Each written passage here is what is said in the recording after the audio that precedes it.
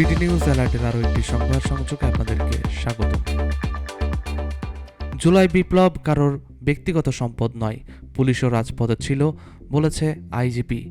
গণমাধ্যমের সঙ্গে সংবাদ সম্মেলনে পুলিশের মহাপরিদর্শক আইজিপি মোহাম্মদ আলী হোসেন ফকির বলেছেন, গণঅভ্যুত্থান বা জুলাই কারো ব্যক্তিগত সম্পদ নয়, এটি জনগণের সম্মিলিত আন্দোলন ও অধিকার।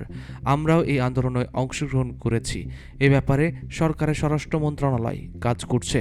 সোমবার 9 মার্চ রাজধানীর আব্দুল গনি রোডে অবস্থিত police headquarters media centre DMP central command and control centre ভবনের নিচতলায় এই সংবাদ সম্মেলন অনুষ্ঠিত হয়। 2024 সালে সংগঠিত জুলাই আন্দোলনকে যারা নিজের সম্পত্তি ভাবছে তাদের তালিকা করা হচ্ছে বলে জানিয়েছেন পুলিশের মহাপরিদর্শক আইজিপি মোহাম্মদ আলী হোসেন ফকির। তিনি বলেন, আমি দায়িত্ব গ্রহণের পরপরই চাঁদাবাজির বিরুদ্ধে জিরো টলারেন্স নীতি গ্রহণ করেছি। চাঁদাবাজির বিরুদ্ধে দলমত নির্বিশেষে ব্যবস্থা গ্রহণ করা হবে। দলীয় কোনো বিবেচনার সুযোগ নেই। ইতিমধ্যে মাঠ পর্যায়ে পুলিশ কর্মকর্তাদের এই বিষয়ে সুস্পষ্ট নির্দেশনা দেওয়া হয়েছে। ব্লক রেড দিয়ে সন্ত্রাসী, চাঁদাবাজ ও মাদক ব্যবসায়ী অপরাধীদের বিরুদ্ধে ব্যবস্থা গ্রহণ করা হয়েছে এবং চলমান আছে।